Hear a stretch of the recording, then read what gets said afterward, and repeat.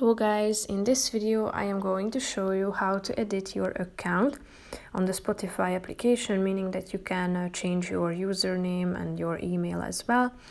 But first I just want to mention, don't forget to subscribe to my channel, because at 10,000 subscribers I am going to show you my whole YouTube revenue statistics and growth strategy, how to make money online. So let's jump into it. First of all, open the application on your phone.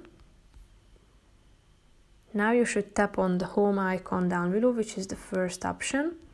Now you will be directed to your home page on the application, and all you have to do is clicking on the settings icon in the upper right corner of the screen. Now tap on the second option, account.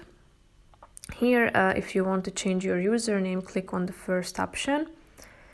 And then you can also edit your email address by tapping on the edit button. And as you can see other informations here at the account section, such as your subscription, which is now free, but you can go premium by clicking on the premium button, and then you will be directed to this page where you can get to know the premium pack.